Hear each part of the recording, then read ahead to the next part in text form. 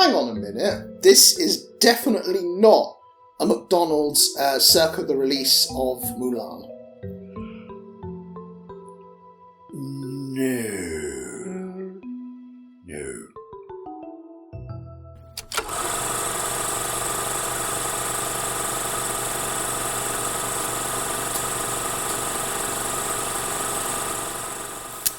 Maybe movies. Good, welcome everybody, and welcome back to Maybe Movies. It is hot, and we are wet.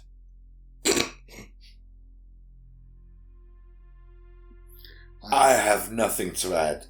I am a complete child. Then you are most welcome here. Hello there, my name is Max. Oh, my name is Sam. I'm Rob. Hello. Thank you for joining us. I hope you didn't miss us too much, well, as we weren't here last month. But this time, again, to celebrate our 6th birthday, a huge welcome return to Rob Turner.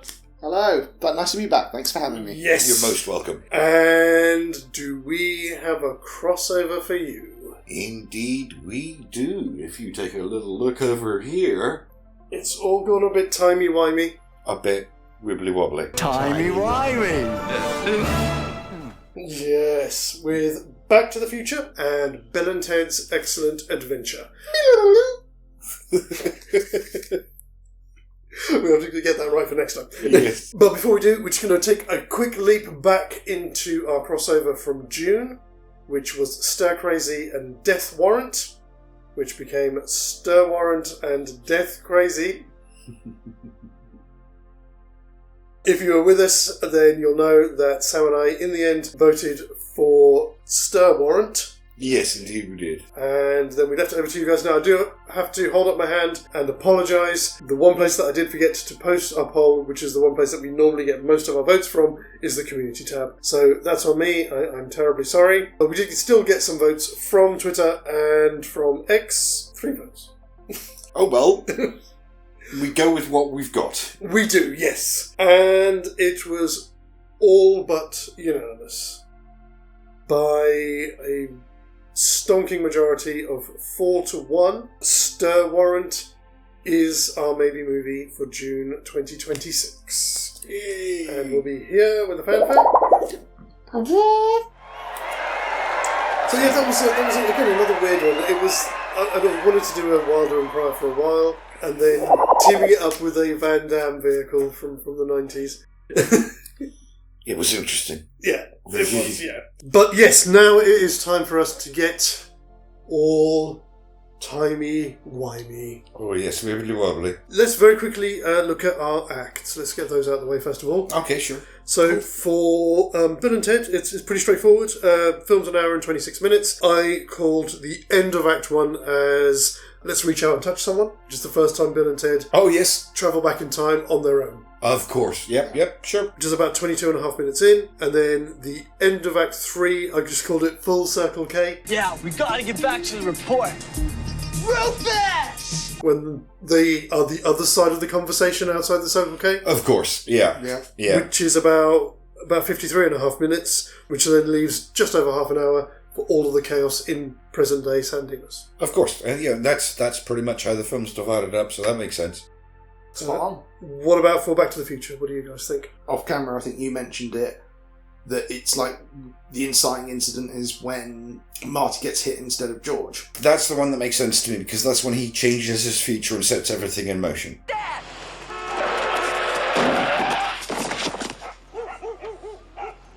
Cool. I mean, I did have that one down. I actually had 3. One of them was way too early, which is immediately after Peabody Farm. Oh, right, yeah. Oh, yeah. But then I also thought, is it when he sees the place where he is going to live, Lions Estates, and it's not there? Because that's the first realisation that he's not in Kansas anymore. Yeah. But that does make sense because, as I say, everything that happens afterwards is as a result of him changing the past. Yeah. Which is at that point. What about for Act 3? You know the point when it's before the dance and they're getting everything ready? Yes! And Marty slips the letter in Doc's pocket and all that stuff. That makes sense, because that's kind of like the moral dilemma point. Yes. And also, everything after that is the dance. Mm-hmm. Yeah, exactly. And that kind of has a few sort of twists in it as well. Oh, it does. It, you know. Yeah, that's exactly where I call it as well. I just said last night, which is the start of that sequence. So yeah, absolutely. Okay. Lovely. So just before we go any further, very quickly, there are a few things about these two that are interesting little parallels between them. What, you mean like how they're all musicians? How they're all musicians is one, definitely. I know less so in Bill and Ted, but they both feature video cameras. Oh, yeah. Yeah, that's true, yeah. Wind Your Watch. So there's with Ted, and then there's also the bit with Marty when he's trying to call Doc from Lou's Cafe. Oh, right. Yes. I missed that. They're all late for school. Yeah, they are. Terminally late for school. They all have dysfunctional parents. Oh, crud, yes. Yep. They all Yeah. they all initially set off on their jaunts through time from a commercial zone. Strange things are afoot at the Circle K. Fun fact, yes. Oh, yeah, the Circle K in the mall. In the mall, yeah. Yeah. And both of them have a weird Oedipal complex going on. In one case, God, yeah, they directly- do, don't they? It's your mom, dude. Yeah. Oh, my God. In one case, directly referred to, Yes. Yeah, definitely. which I only understood later on. Oh yeah, the only other thing, and again, it's really tangential. It's more of a production Easter egg than an actual sort of narrative Easter egg. But at the start of Back to the Future, when he's heading to school and he's hitching a lift on the guy in the Jeep. Ah, So that guy was Walter Scott, who was the stunt coordinator. Okay. He also plays the driver of the futuristic Jeep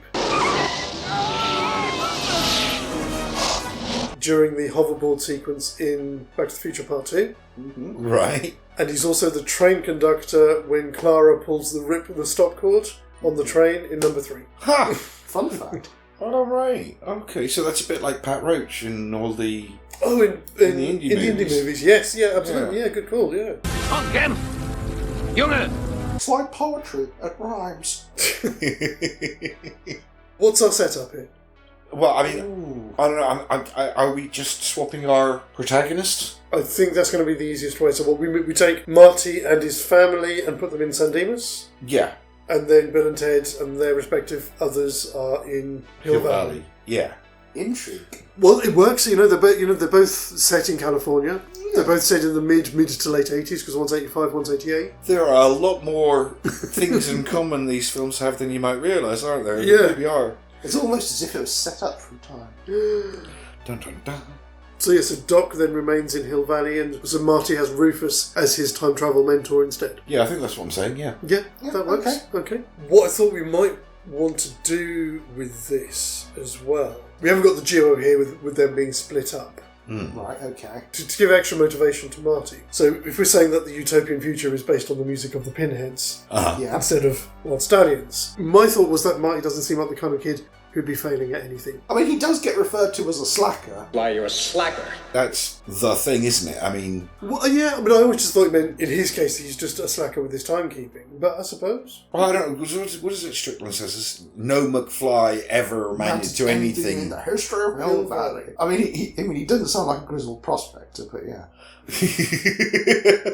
I know what you meant. Thank you. He's failing history. If he doesn't pass, his band don't even get to try out. That would make sense. And also, because it would also kind of tie in... I think his mum would probably be more likely to punish him than his dad, because his dad is a Very little flaky. bit milquetoast.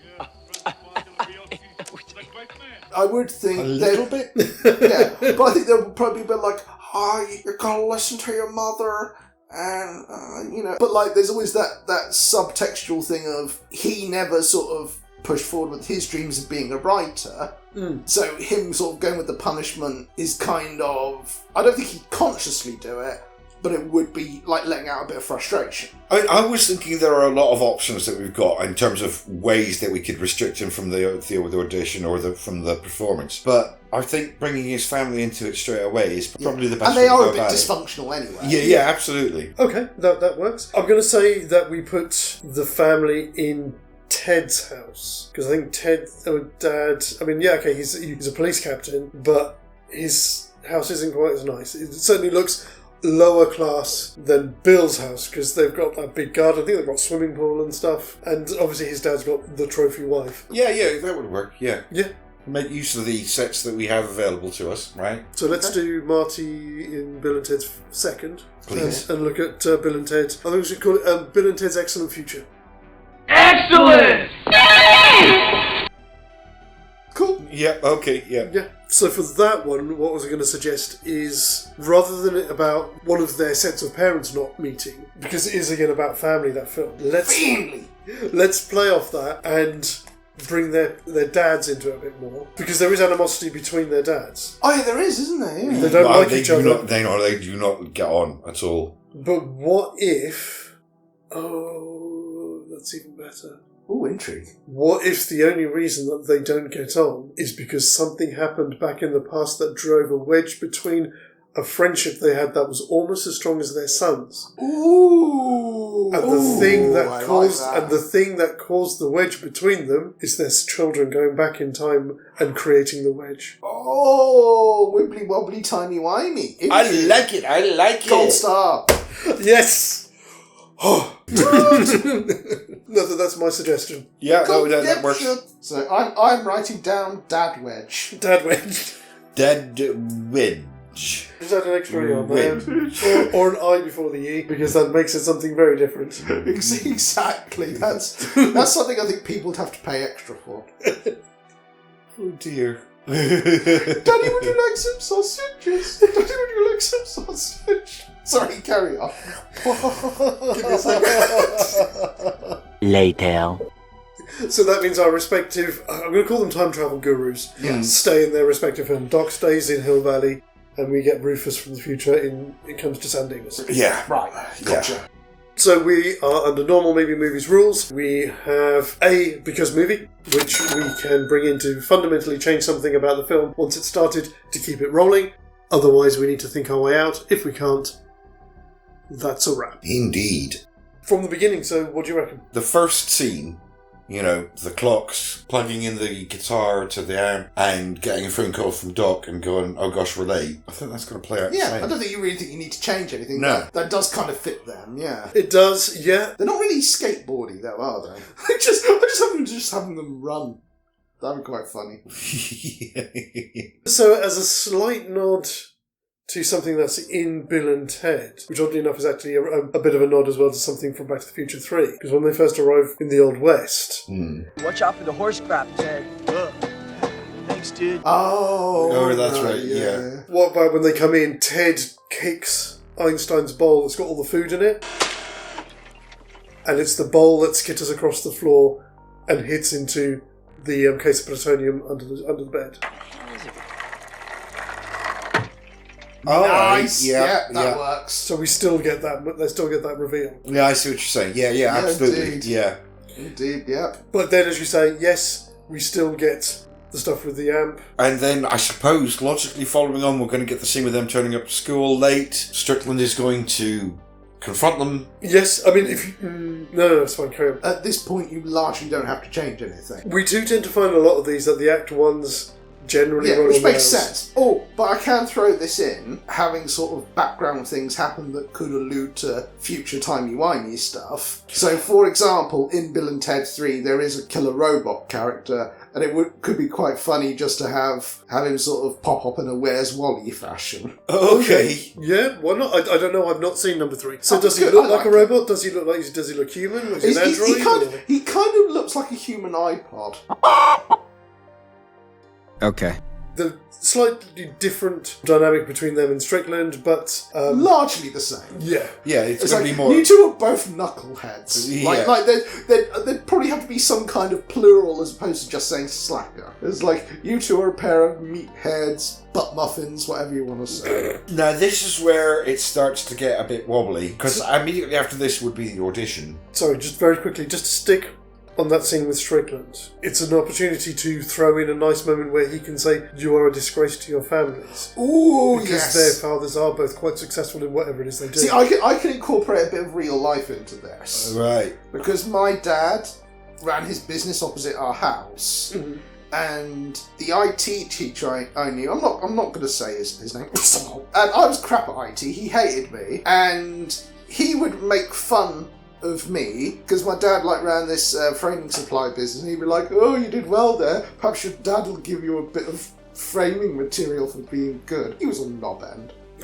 But like you say, maybe some kind of personal reference to the fact that he knows their parents. Yes, yeah. He knows his dad's the chief of police. Whatever Bill's dad do, we don't know. But he's obviously quite successful. The apples have really fallen far from the tree. Yes, That kind of So it's kind of the opposite of the speech Strickland gives in Back to the Future. Yeah. Not. No McFly ever amounted to anything in the history of Hill Valley. You are a complete disgrace to the families that you come from. Yeah, because if his dad is you can't really say you never amount to anything and your dad's a police captain, because that makes no sense. Exactly. Unless you really don't like the police. And Strickland listening to NWA, which I don't think would happen. And something tells me that Strickland is not an NWA fan. No, I'm going to go out on a limb and say that. The next couple of scenes are starting to get a bit tricky. The next one in the film is the audition. Yes.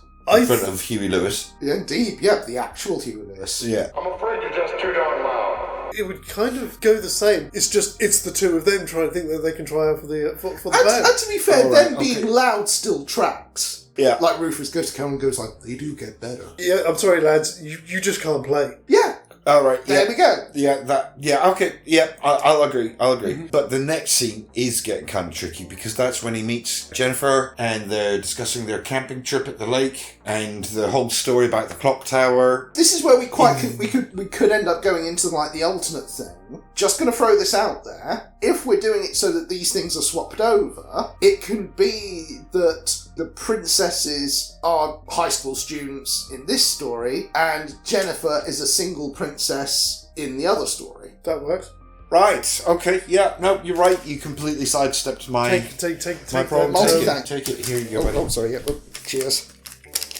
Huzzah! We don't really need to change the actual setup for that scene. They've just been given a big slap in the face. Yeah. And it's it's the story. It's like I said, the beats remain the same. It's just that there's two now instead of one. Yeah, because don't forget, they go to the Circle K because they're cramming for the test. They're in the town centre. It's just a place where they go to hang out, and they're bummed out because they've just been told they're no good. Yeah, my issue was that our initial setup had them single. Yes, and that was the problem. No, you nicely sidestepped that. Yeah, so that's their meeting place where they meet the girls. Yeah, you still get that scene. You still get the save the clock tower. All that can still be there. Yeah. The next couple of scenes are certainly Biff wrecks the car. Yeah, that's going to happen. Yeah, all of the above can be true. I think our big difference after that will be the dinner scene, because that's the scene when Mom tells the story of how they met. So somehow we want to try and find an equivalent for the dads. Exactly. So tell their story. The thing that broke them apart. Yes. Just to make things easier, let's have all this take place at Bill's place. Okay.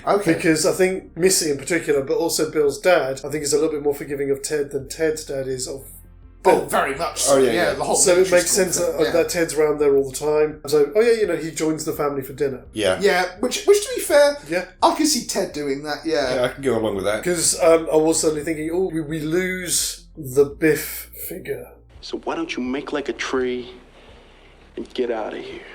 Why do we lose the Biff figure? Yeah. Or are we keeping Biff? Well, I suppose we don't need him on the other side, do we? No. Yeah. No. So Biff is yes, because it's more likely that if he is going to be a dick to somebody, get the impression that Bill's dad is a nicer guy. Good. Yeah, I see what you mean. Yeah. So Ted's dad is a cop, captain, man of action. What if he was the one that got bullied at that point by Biff, and he felt at a crucial moment that his friend, who he thought was his best friend, didn't stand up for him? That's interesting. It's got possibilities. I'm going to throw my own. Okay. Yeah. Cool. Yeah. Because I've got ideas as well. Concerning what we know about the film and the sequel, right? They fell out over a woman. A woman! Ooh. And that woman is Missy.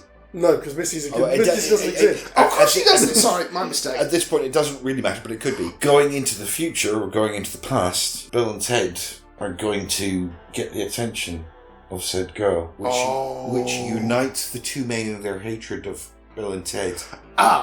And brings them together as friends, which then gives us our... Yeah?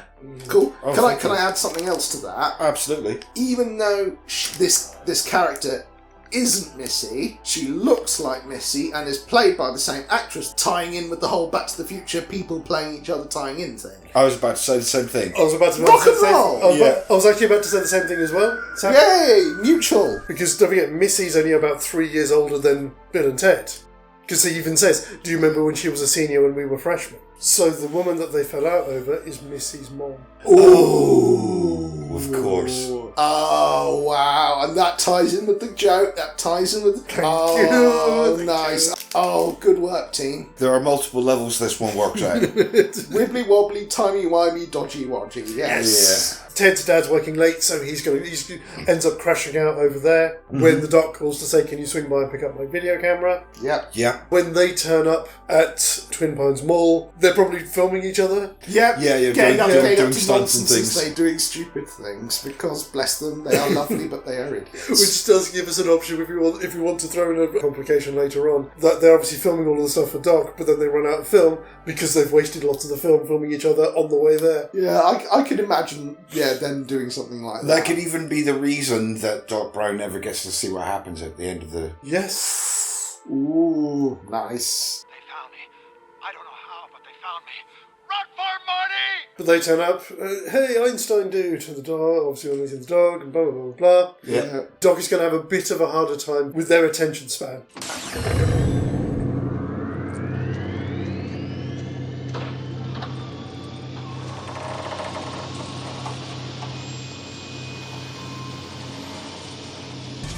Not bad.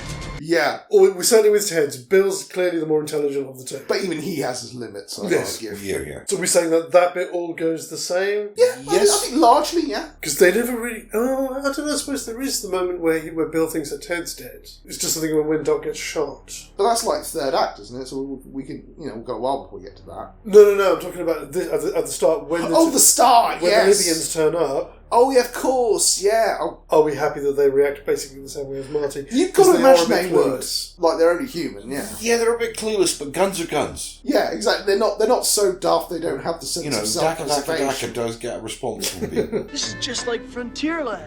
Yeah, but you can get shot here, Ted. Oh. Fair enough. So that runs through, they pile into the car and go for a spin, Which leaves them in the middle of a barn in 1955. wearing radiation suits. So just very quickly stepping back, he's going to have to almost kind of whip them to keep them in line. Whoa, plutonium, dude! Yeah, like, what? Heavy metal, man! Punch, not up close. Okay, he kind of went a bit Richard Nixon, but you get the point. I know what you mean. Because of their very stylised language, they're trying to learn English. They haven't assimilated our language yet. Oh yeah, yeah. because when you compare how alien Marty's speech sounds in 1955, and then you add that whole layer of Bill and Ted on the top, Exactly. Yeah. it does sound like an alien attempting to speak a foreign language. Exactly. Well, I heard a behind-the-scenes story on this. Mm-hmm. So I forget what producer it was. It might even have been Dino De Laurentiis. He was looking over the script and was like, why are these guys calling each other dudes a lot? And apparently, one of the writers was like, because they're sort of saying that they're guys with big dicks. He's like, okay, I got that. So he understood in terms of people showing off their penises. Okay then. Which puts "Dude, Where's My Car" in a very different context. It does. Oh no! I just realised what you were saying. Hey. Yeah. Moving on. Sorry. That's alright. That bit's fine. We're happy then that they drive through and they see the place where one of them is going to live. Wasn't this supposed to be your house here? Dude, someone stole my street, man. Something of an equal level of daft. Would they have the sense to hide the car? I can't imagine they would. I suppose they don't have a choice because it's Kong Town. I think it might take them a bit longer to figure it out, but I think they would. Yeah. It's like... Yeah, I think at the very least they'd want to push it off the road. They're not bad people. Yes. Yeah. You know, they are quite conscientious in their own way. They are. I'll be honest, thinking about it, I can't see them having the presence of mind to actually hide the car. They just push it off and leave it on the side of the road. Yeah. That's me personally. Can you see any way that works differently? If you want to at least allow that it doesn't get picked up by the cops while they're off doing other things, they push it off the side of the road. Bill tells Ted to make sure that the handbrake is on, and he's like, yay! He doesn't bother, and it just rolls back. So and then like it just happens to land there. So it's just out of sight. They don't cover it with anything, but it is out of sight, mostly obscured by the billboard. I just had a thought, I don't know if it works or not with this. This is California, right? We heard tumbleweeds, right? After seeing Los Angeles... It's just like a tumbleweed. Just cover it in tumbleweeds. Yeah, it's partially obscured, and then, there's a bit of a gust of wind, and they all just pile up against the car. Yeah, I'm happy with that. Yeah, and it's a fun visual. And they are let loose on 1950s Hill Valley. And shenanigans ensue. Which is nice, because we've already set up the town square as a meeting place for them. Yeah, exactly. So they're aware of the geography. Well, not so much that, it's just that when they go in there, they just go and sit where they would normally go and sit. Yeah. Oh, yeah, fair play, yeah. Thinking they're just hanging out. And people will be giving them strange looks. Again, I guess we'll get a similar reaction, maybe a bit of a larger reaction when the clock goes off. No way! I'm also thinking you'll get little things, like not just the clothes they're wearing, but Ted has quite long hair. Ah, yes. And this is kind of obviously... This is 1955, right in the middle of the... Because even in like the 70s they were making guys with long hair jokes. Sorry, I was just thinking, we're going to capture this, and they take the camera with them. So they're filming everything. I suppose it would add another sort of visual to it. The camera that they have in the film is only in it at the beginning and at the end. They don't have it with them. Wait, no, you're thinking wrong, because everything that happened in Back to the Future has happened here. Yes, but you're goofing around with the camera, yes, but at a certain point, Doc Brown puts it in the car. And they forget about it. Yeah. Yeah, no, that's fine, that's fine. Cool. Alright, yeah, that's fine. Do we say that they hang out as well in the future in whatever is where Lou's is, the cafe? That would make sense, yeah, because again, you've got the parallels there, and get your Pepsi product placement in there, yeah. You want a Pepsi, pal? You're going to pay for it. Which brings up the big question, do Bill and Ted have the smarts to think to try and contact Doc in the 50s? I think they would. Sorry. Oh, go on. You first. They see guy reading random newspaper that references Doc Brown. Selling his house. So if they see the newspaper and see him, they would clock on. Suddenly remembered, they would know that he was in the town at this time because obviously he says... Here's a red letter date in the history of science, November 5th, 1955. So they know he's alive in Hill Valley at that time. I was going to say, yes, they'd think to call Doc Brown, but, and I say but because this could go either way depending on how we decide to take it, they would ring Doc's current number. Yes. Oh, yeah. Oh, and the question is... Does Doc still have the same number he had 30 years ago? Probably. You've got to imagine he would. No, I don't think he would, because don't forget, Marty still has to look up the number. Oh, right, okay.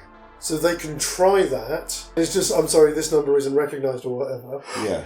But again, it is a nod to that, because in the phone booth is the time directory of all the numbers they have to call to go to all the places. Yeah. So they know to use a telephone directory. Also, comical scene that ties in with the fact that they're both idiots. They start randomly following balding type people until they eventually just follow him by coincidence. Okay, that's probably more in my head that I find that funny. At this point, we need to introduce the central conflict. Yes. The dads are both in the diner. Mm-hmm.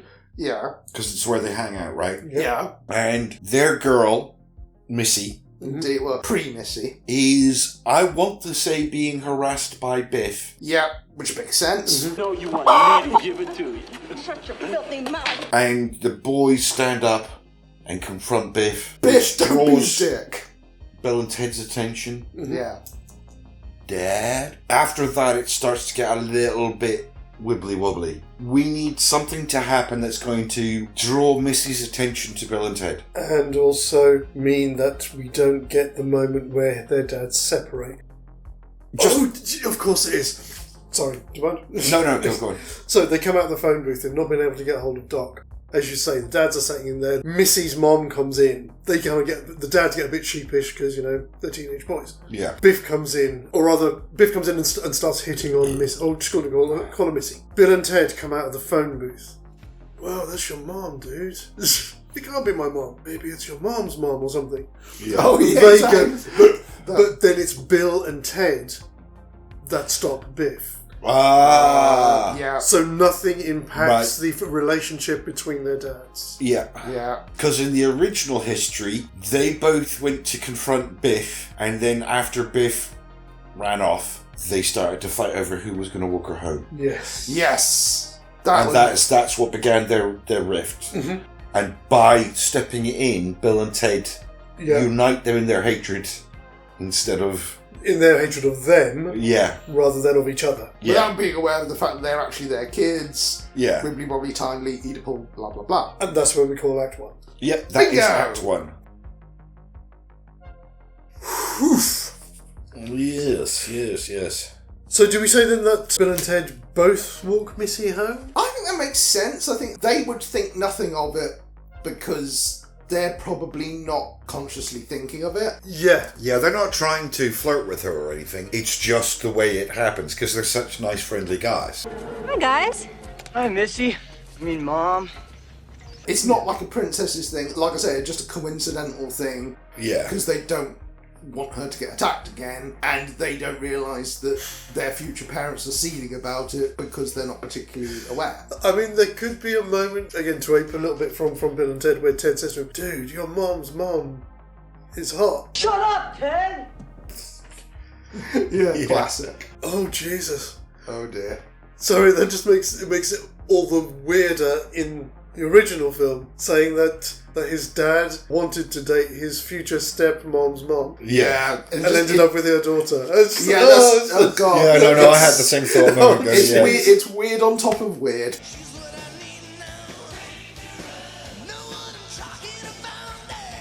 Just try not to think about it. So they go with her back to hers, so we get an equivalent of the scene with the family? Yes. The dinner scene. Yeah, the TV and all that kind of thing. And you can pretty much do it pretty much the same, really. Again, we can just nip back into Act 1 at some point and have them having watched a bit of... I Love Lucy, I think, wasn't it? Is it I Love Lucy? No. It's, it was the Honeymooners. Honeymooners, that's it. So we can still have that little bit in there as well. Although this is going to be even freakier because those two play off each other so much. They start acting it out. Yeah. Right. Yeah. I like that. That's the kind of stupid thing they do, Star. Yeah.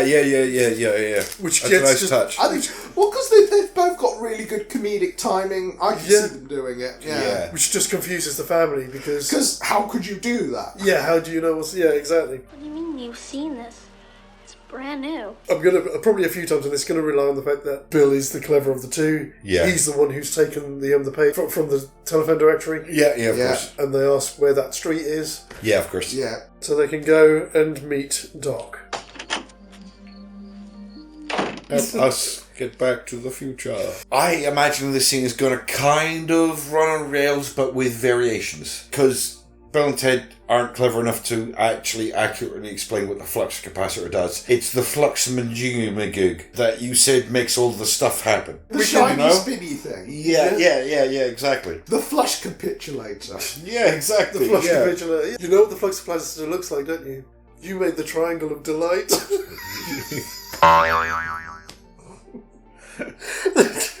I'm sorry.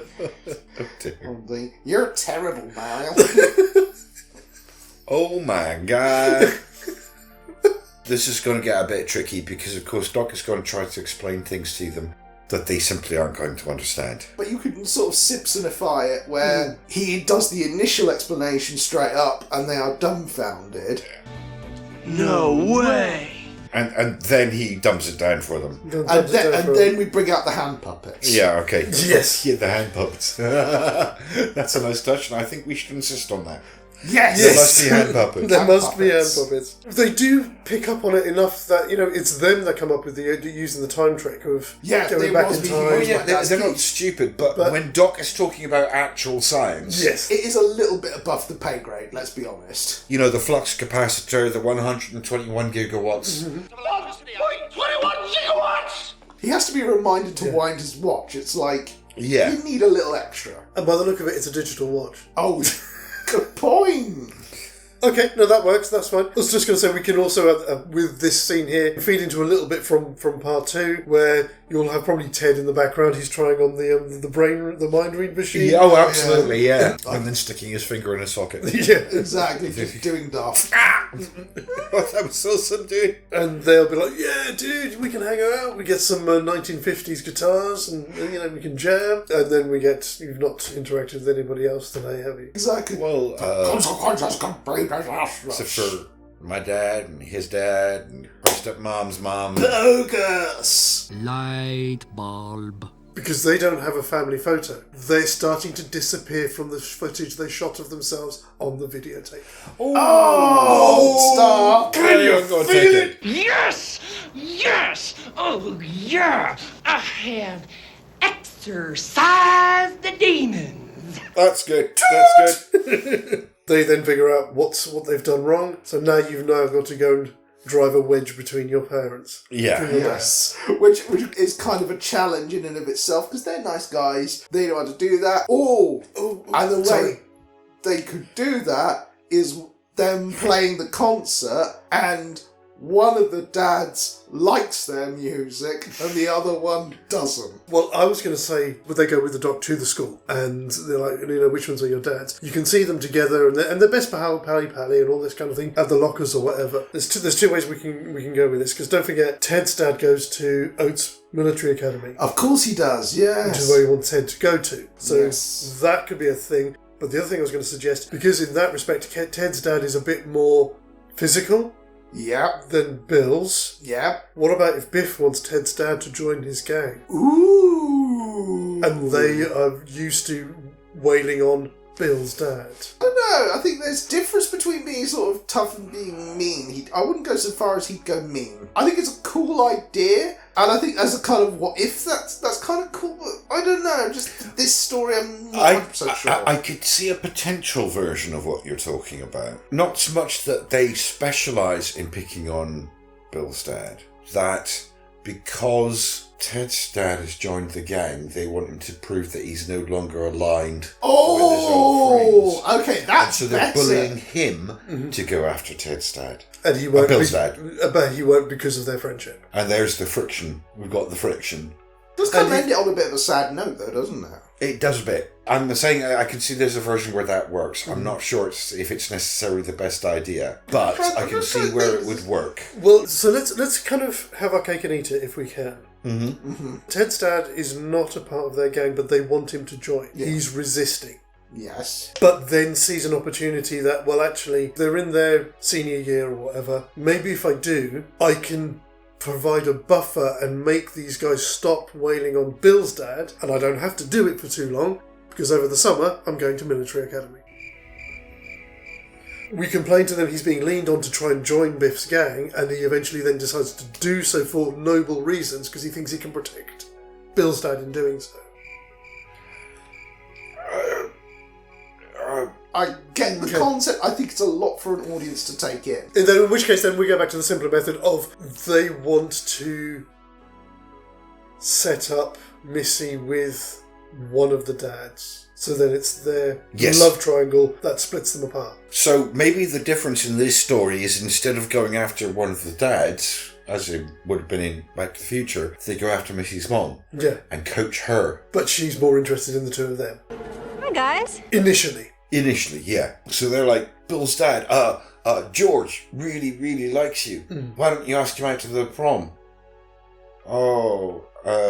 But I thought I'd ask you. Yeah, I don't know. I don't know if I'm stretching.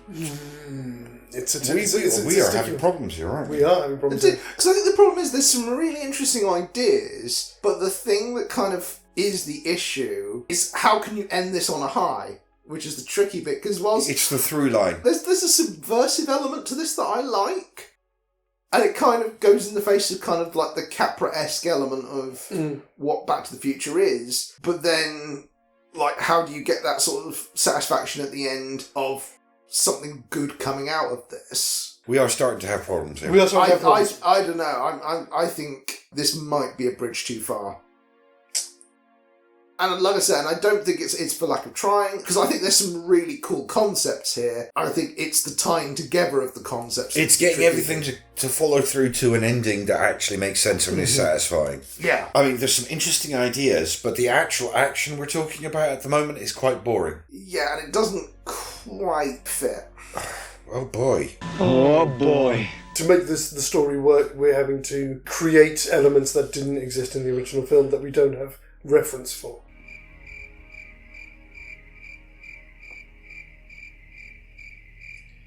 Because there is an option where you try and go with them either trying to work on one of the dads to create a friction, or they take a dad each and try and work on them. Oh! This is where we could fling it round a bit. Right. We have two concurrent stories. We could divide up the George story between the two dads. On the one hand, we have a dad who is tempted to join Biff's gang, and that could potentially lead to a future where he becomes a wrong 'un. And then there's the other side of it of the nicer one who wants to get with Missy, and it's about encouraging him to stand up for himself, and it's through the guidance of Bill and Ted, who are wholesome, positive guys. No way!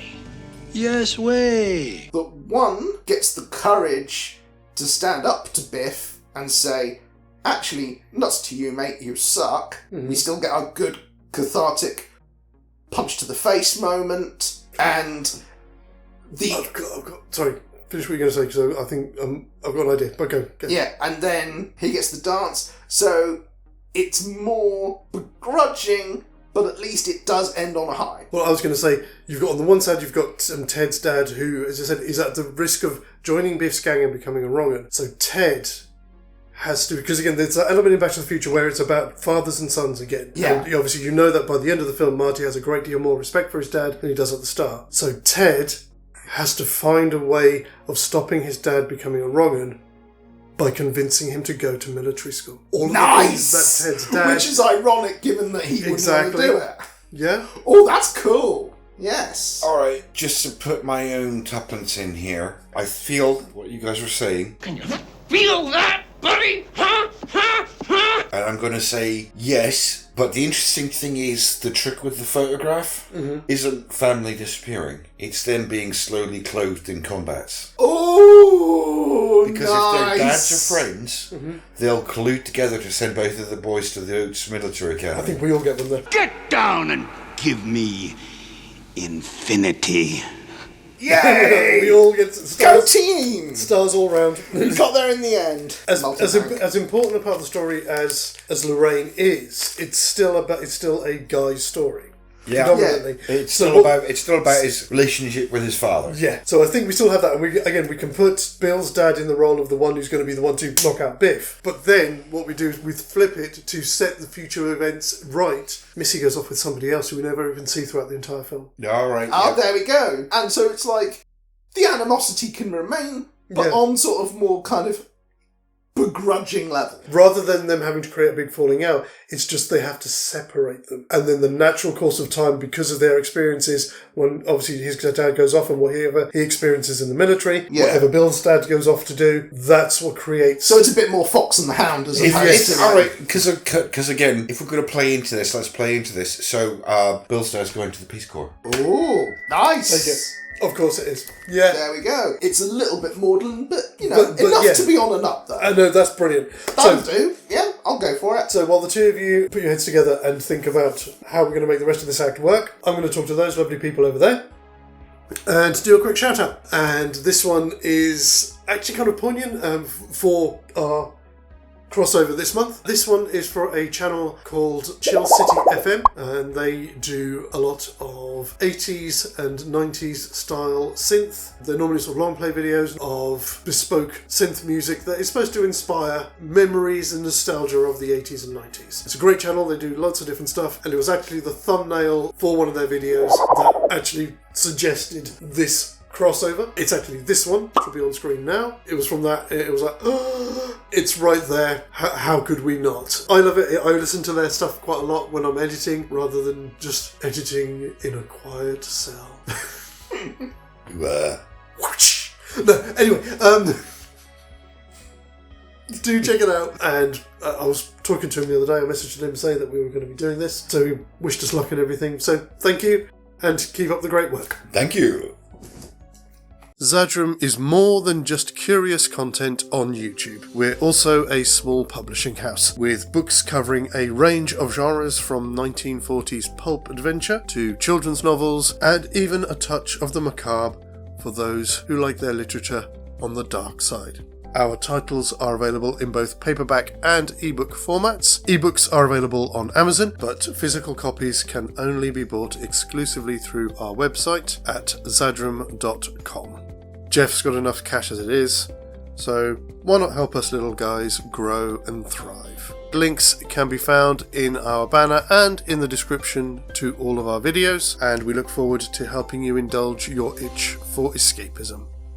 So we can do some of this almost in montage. To a certain degree, we can also Doc Brown it. Yes. He'll make the mental connections as to what's happened, and he will explain to them what they have to do. Okay. Yeah. So there could be a moment where they're all stumped for ideas, and Bill can even say to Ted, well, look at it this way, dude, at least you don't have to go to military school. Light bulb from the doc. Okay, tell me about that. What's that all about? And they explain. And then Doc Brown learns about the history, and... Yes, yeah? Yeah, there we go. And that means, as you say, we divide those scenes. It's the next bit that's going to have to be wholly made up from cloth. You're a towel. You're talking about the set piece with where we would have a skateboard. Oh, I mean, we will get to that bit. It's all of the persuading George to do things. Right. For starters, what are we giving the boys to play with? Obviously, Marty uses his Walkman. And uses the suit and things like that, doesn't he? Yeah. What are we giving them to play with? Where's their pitch? Because it's going to be uniquely Bill and Ted. I can imagine them doing something really dumb, because there is the scene in Bill and Ted where they're in the suits of armour. Yeah. They could probably do something really daft. Oh, here's a reference: big coat, scarf over your head, hat, invisible man. I'll show you who I am. I don't see how that's going to figure into this. I mean, yeah, but it's not particular. But it's more like you're trying to scare him into doing something. If you wanted to do something, it makes no sense, but I think it's funny. I can see something that would work possibly for Ted's dad, using the radiation suits to drum up his dad's fear of a nuclear war. Oh, indeed. I was going to say the commies, but yeah, nuclear war. Yeah, nuclear war. The commies are going to bomb us. Nuclear war is coming. Yeah, are you going to stand up and do your bit? That works very well. Nice. What are we going to do for the other one, then? Oh! Maybe we just have a comedy scene. Oh, go on then.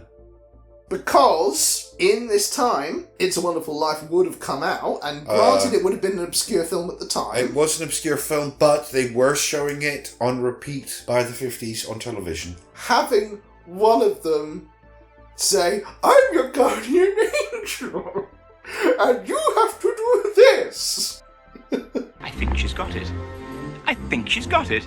By George, she's got it. Thank you. So Bill is his dad's guardian angel? Exactly. So in the goofiest way possible. Obviously, we'll have to go back to the script and pre-feed that information into the dialogue. We need to know that It's a Wonderful Life is his favourite movie or something like that. Oh, yeah. So they're flicking through or his the TV. Dad's favourite movie. So they're flicking through the TV at one course. point, so we get The Honeymooners, we get Wonderful Life and that kind of thing. Yeah. You feed it in, yeah. We also throw in some story from Bill's dad's childhood that Bill knows, that he's told him, so he can then say that something that nobody else knows. Yeah, of course. Yeah. Right, okay, so that gets us through the next section of 3 or 4 scenes, and then we get to what would be the skateboard chase. Yes. Are we including it, or are we skipping it entirely? Because obviously, we haven't really set up these boys as skateboarders, but they could be. They're in the right place at the right time to be skateboarders. In this version, they are. Is that Alpica's movie? Yeah, I think that's the because. I knew we were going to use one, and I think it has to be. Okay. Yeah. Yeah. Otherwise, we're going to have serious problems going forward. Terrible guitarists, but they're great on skateboards. Yeah. Yeah, they can shred on them at least. Yeah. Oh, nice. Yeah, Thanks, we get our skateboard chase, which probably is extended a bit because you're chasing two of them. Mm-hmm. Yeah. You know, so there's more action, more opportunities. So it's probably going to be a longer sequence. Yeah. But yeah, we'll have our jump skateboard and chase. swap skateboards. That'd be fun. And naturally, it's going to end in manure. Oh yeah, that's just the rules. Manure! I hate manure! Then after that, it's Doc Brown's plan and showing us the burning car flying off the edge of the table. Just very quickly, while we're having that chase scene, what about the dads? What happens with them? Because obviously George in the original just slinks off. They can still slink off. So I think what it should be, by this point, by the point we get to going into Lou's at the start of that scene. I keep forgetting which one's the which one. But Bill's dad is going to ask... He's going to try and ask Mrs. Mama. Mrs. Mama. I think now we've managed to get Ted's dad away from the point that he's interested. He's now deliberating whether he wants to join the gang or go into military school. Yes. So that's the point of his his drama. And then I think that Bill's dad would ask Mrs. Mama out to the dance. Okay. Yeah. Which will initiate their conflict. Ted's dad hasn't found out yet, but when he does, that will initiate their conflict. Cool. Yeah. Do we have a scene where Mrs. Mum asks one of the boys out? It's your mom. No way. Setting up his dad to come and get him out of the car. I called it Marty's plan. Obviously, it'll be the boys' plan. And then we have the preparations of the writing of the letter. So we can have Mrs. Mom turns up at Doc's. This is our Doc. Our uncle, Doc. Oh, he's both of your uncles? Yeah, dude, we're cousins. 3 times something, removed. Yeah, something like that, yeah. At least. Which brings us to the end of the act, unless you want to add anything in here. I suppose the last kind of bits in the act will be Bill coaching his dad on what's going to happen at the dance. Mm-hmm. On the other side, we can throw in a scene where Ted's dad gets approached by Biff and the gang. So it's make or break, man. Are you with us? Are you in or are you out? This actually kind of comes together because it's going to draw both of the men into conflict with each other. Yeah. Because of Biff's actions. Mm-hmm. Yeah. This actually works really quite well. But I'm getting ahead of us. That's for Act 3. Just with that last little bit, are we saying that Ted is with his dad when Biff approaches him?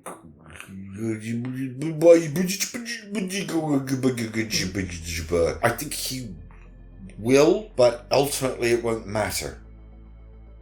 Okay. Because it's at that point it's about Biff's actions and how they get responded to. For some reason I can just picture a scene where Ted's trying to convince him, he's given him this leaflet all about signing up, or even it's the sign-up sheet to enlist. Yeah. And it could even, I'm not going to say lose because we've used it a lot, somewhere there he said, Ted needs to go and take a leak.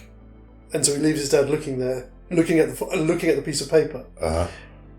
We then get Biff turn up, needles him. How's it hanging, McFly? And as Ted's coming back out of the toilet, he just stops and watches. Uh-huh. And it's about what his dad does, but I don't know what his dad does. Or we could just end the scene with him watching. Yeah. And then we tie into whatever he actually chooses to do is revealed in Act 3. This would be prematurely bringing one of the arcs to an end in the second act. But there's almost a scene where all the things you just described happen, and ultimately Ted's dad is like, you know what, screw you. I don't need people like you. I've got a better gang to join. Ooh, that's a good line. And there's no reason why we can't end one of the... because, as we've already set up, part of their animosity comes from the fact that their lives go off on different courses. Yeah. That's where a lot of it comes from. Yeah. So, ending one avenue I at the don't end of Act 2... think that's necessarily bad. Because you still have the thing with Missy's mom. Yeah. So there's still the conflict to come. Exactly. Even though he's already signed off. Again, I'm going to have to say one each there, buddy. All right. No, I think I set it up, you knocked him down. Good work, Jimmy. And that is the end of Act 2.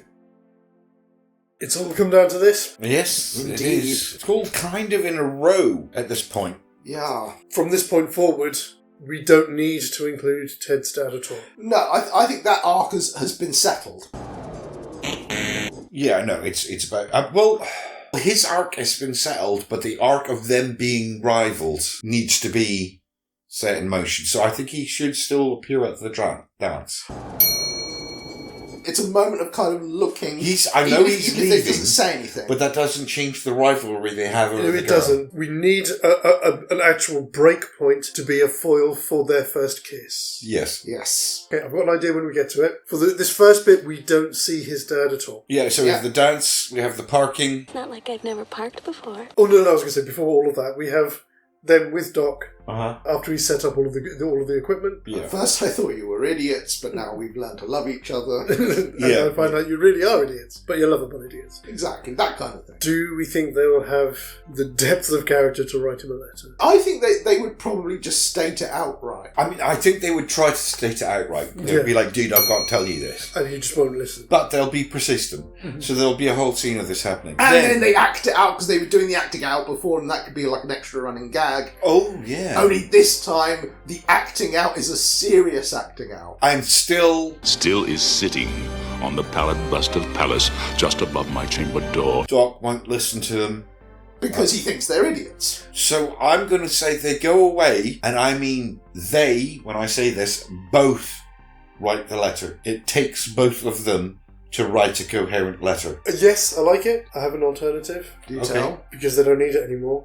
They record him a video. Yes! And just leave the tape. Well, no, they'd have to leave the camera too. Yeah, but in 30 years' time, he'll have a video camera. He can play it on that. Oh, play this in 30 years? Yeah. Right. Yes. Oh, yeah, that's brilliant. Yeah, go on. Yeah, nice one. That simplifies it. Because they could do that. They could do a video. I mean, that's the first thing you see them. they can do that. Yes. Yeah. They know how to press a button. Which makes it even sillier at the end, because the dog will find it and breaks the tape, so that in the future he's just taped it all back together. Oh, right. He's had 30 years to repair the tape. Of course, yeah. But yes, from there we go to the dance. Yes, to the dance. Bill is in the car with Mrs. Mom. Yes. Missy Prime. Missy Prime.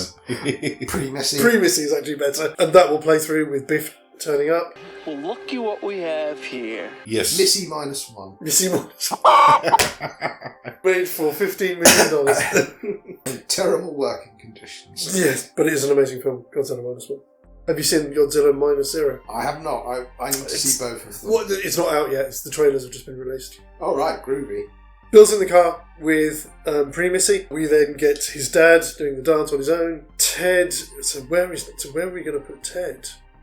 So maybe that's Ted's job, is to make sure that his dad comes out at the right time. Yeah, he could be a prompt. Yeah. He could be a prompt. I mean, he's I the was worst- thinking of that as an option. He's the worst person, but we get to see Bill and Ted in zoot suits. Excellent! Biff turns up, as Bill says, I think at some point, they're totally weak. They're totally not going to fight you, dude. It's like, you're quite obviously stronger than us. Yeah. Yeah. That brings in Bill's dad. They go and then drop Bill in the back of the car. I do love that. I think it's one of those nice little bits in that movie. It's so of its time. Look, I don't want to mess with no reefer addicts, okay? Yeah, I don't know how many times I'd seen that film before I realised they were smoking reefer. Yeah. Yeah. It's like, you don't think of it, do you? No, you don't. It's just a guy with a cigarette. But then when they get out and all the smoke comes out of the car, I was like, maybe not. As an adult, I recognise the situation. Yeah. But it's such a 50s thing as well, because there was such a fear of it. And all that. Yeah. Bill's dad goes off. Ted hangs back.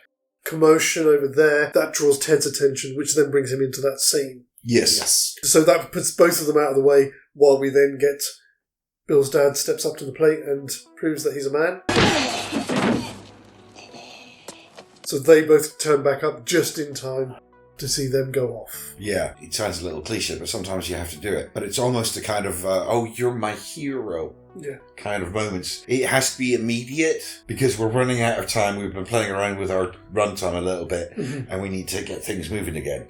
Yeah. So I feel like we won't even get into the dance. Oh no, we need to. We need to have the boys play, don't we? Which also means at some point Tim has to say, dude, so if that means Missy is your mom, that means Missy's your sister, dude. Shut up, Ted!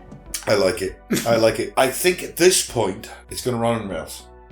Yeah, pretty much. Probably a bit goofier, but pretty much the same. Yeah, they'll go on stage, they'll play terribly, people will stare at them, they will slink off stage going, you'll understand it in a decade or two, or something, you'll make some little comment. Not that they're sore losers, but they'll just make a comment about, That scene will be quicker, you won't get the whole Johnny B. Good thing, It will just be them going, blah, blah, blah, blah, blah, blah, blah, and everyone's just like staring at them.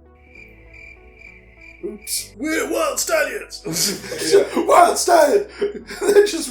Wild stallions rule! They just run off. But what I was going to say earlier is our break point here, obviously the break point that we need. You see Bill's dad with pre-Missy and all that kind of thing. There may be a moment where she's will turn off to go and talk to somebody and he's on his own, and then Ted's dad walks in dressed in military uniform. He is enlisted. Yeah, do a little salute. Yeah. All right. Okay, I had a different version, but go on. And then there's a conversation between the two of them. Bill's dad says, "Oh, you really going to go down that route? Well, I'll be thinking about joining the Peace Corps and this kind of thing." At which point Ted's dad can say to him, "All right, you're going to join the Peace Corps because it was really peace that won you the girl, wasn't it?" Ooh. Something like that. Perhaps we do this a little simpler. So he's decked in the full uniform, and yes, there is animosity, but as he sort of sees him going past, he flicks up the peace sign, although he does kind of look at him a bit begrudgingly, just goes, and it ends there. Visual, keep it simple. I think we use the peace sign from Bill's dad, and Ted's dad takes it as a slight against him. I was going to say, yes! We need to see them fall out. Yes. Oh, we need I to see them fall out. So if he glares, then we've got the visual shorthand. Yeah. Because it's a well-meaning gesture, but it's like, he doesn't take it his interpretation is that you're taking the piss out of me. I like it. I think that's one for you for that. Huzzah! Go team, go school. That's that bit over with. Yeah. They go, they're back in their regular gear. Yeah. They then go back and we get the end of the film. Yes. Basically the same.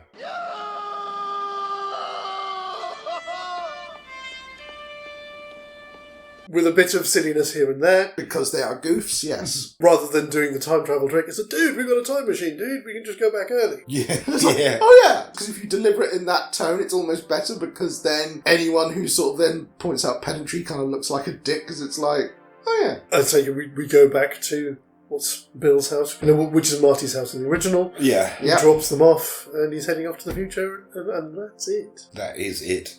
Exactly, and that last bit ran on rails. Do we want the bit at the end where Doc turns back up again? I mean, it fits with what the existing films. It's not like we'd be being at all cheeky. And this is where we bring in the killer robot. Oh dear. Oh no.